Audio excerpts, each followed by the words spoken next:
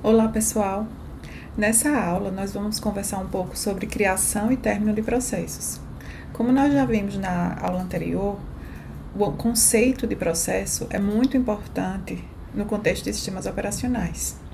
Então, é importante que a gente aprenda como é que esses processos são criados, quando são criados e quando são terminados. Além disso, como é que dentro do sistema computacional existe uma hierarquia de processos que podem se comunicar. Para começar, vamos ver como é que os processos são criados. Como nós já vimos, todo programa que vai ser executado tem que estar associado a um processo. Então, a execução de cada programa dentro de um sistema computacional vai estar associada a um processo que tem o seu identificador e que vai estar lá como uma entrada na tabela de processos. Nada vai executar dentro do sistema computacional que não seja representado por um processo, que não esteja associado a um processo. Quando o programa vai ser executado, um processo precisa ser criado. Então, o programa é executado, né, essa execução vai ser acompanhada pelo processo, e no final, quando a última instrução do programa é executado, esse processo precisa ser encerrado, né, o processo tem que terminar. Dessa forma, para que essa abstração de processo funcione corretamente, é preciso um mecanismo simples para a criação e término de processos. E é sobre isso que a gente vai conversar agora. Para começar, vamos pensar quais são os eventos que vão ocorrer ao longo do tempo em um sistema computacional que vão causar a criação de um processo. O primeiro que vem na mente deve ser a inicialização do sistema, né? Quando nós ligamos o computador e o sistema operacional inicia, nesse momento, vários processos vão ser criados, muitos deles são serviços que vão executar ao longo de todo o tempo enquanto o computador estiver ligado, que chamamos de daemons.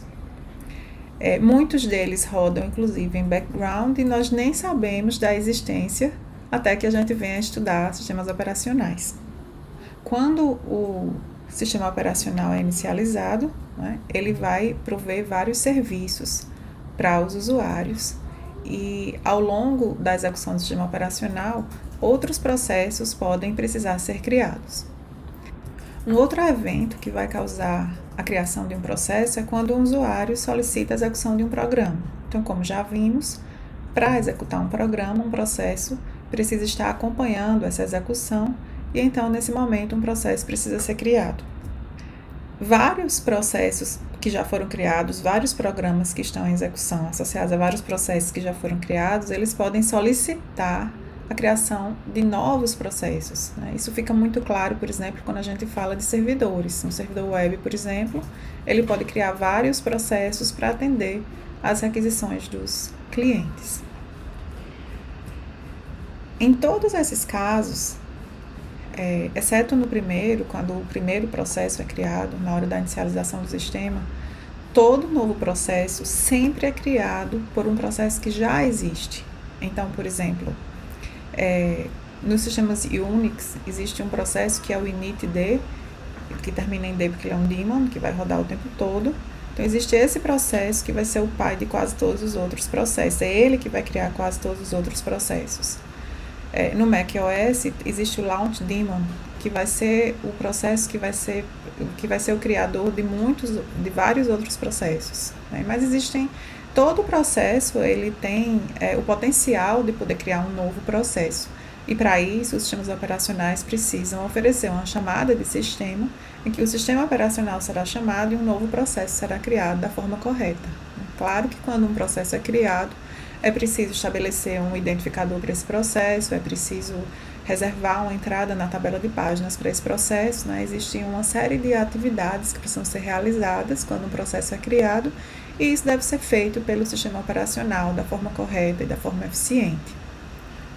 Como um processo sempre é criado por outro processo, a gente cria, na verdade, dentro do sistema computacional, uma hierarquia de processos. O processo criador, a gente chama sempre do processo pai, né? Inclusive, na tabela de processos, cada processo tem o identificador do processo pai, que foi o processo que o criou. e esse ID a gente representa por PPID, que é o identificador do processo pai, o Parent Process ID. Apenas um processo, que é o primeiro, eu coloquei aqui como 0,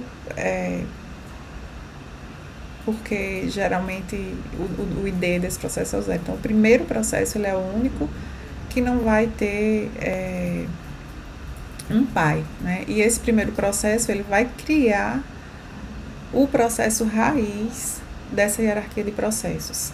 E aí esse processo raiz, geralmente, nos sistemas operacionais atuais, é o processo que fica responsável por criar vários outros processos. Mas não todos, porque como a gente falou, todo processo tem o potencial de criar um outro processo e ser assim o pai desse novo processo na hierarquia de processo de um computador.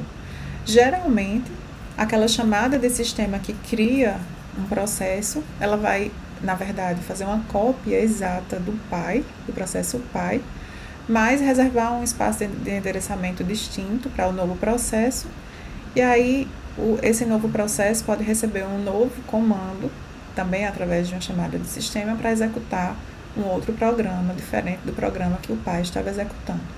Mas o fato é que, na maioria dos casos, em geral, esse processo filho, apesar de ter iniciado como um clone do pai, ele vai executar um outro programa, provavelmente, e ele especialmente tem um espaço de endereçamento diferente do pai, né? Então, eles não compartilham memória, apesar de terem essa relação tão próxima. Quando um processo pai morre, né, quando um processo pai é encerrado, seja porque houve um erro, a gente vai falar já sobre várias causas de encerramento de processos. Quando um processo pai é encerrado, o sistema operacional precisa saber tomar atitudes para que esses filhos aqui não fiquem órfãos e fiquem soltos da hierarquia de processos do computador. Então, geralmente, quando o pai morre, dependendo do sistema operacional, esses filhos vão passar a ser filhos da raiz, ou então eles vão ser encerrados também, de forma forçada.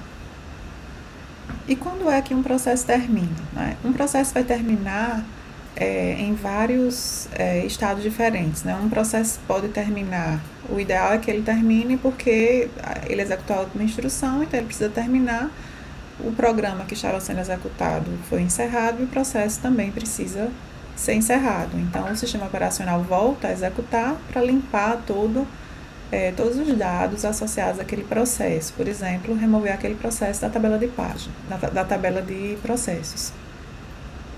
Mas um processo também pode ser encerrado por outras razões. Por exemplo, porque ocorreu um erro que impede que aquele processo progrida. Geralmente um erro de entrada. Por exemplo, um programa para continuar, ele precisa ler um arquivo e esse arquivo não existe, né? O nome está errado.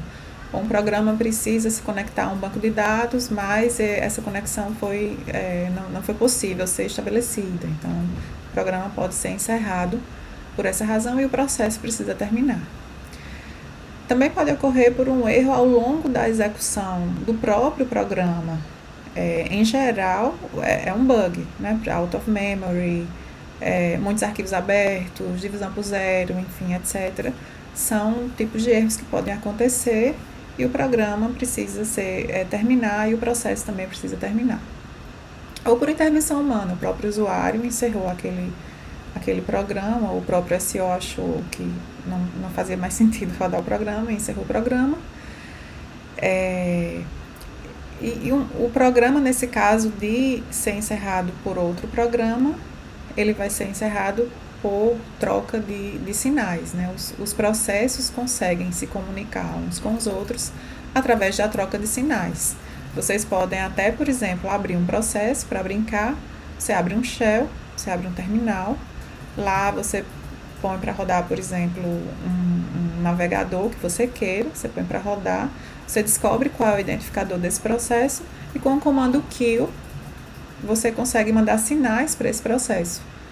O sinal para terminar é o menos term, com term maiúsculo, e aí se você mandar um kill menos term para o identificador daquele processo que está representando o browser que você acabou de abrir, você vai enviar um sinal para encerrar aquele programa e aquele processo associado vai ser encerrado junto. Essa aula foi inspirada nas sessões 2.1.2 até 2.1.4 do livro de Sistemas Operacionais Modernos de Tannenbaum e Boyce. Eu sugiro que vocês leiam para entender um pouco mais e fixar um pouco mais o conteúdo e depois respondam o questionário.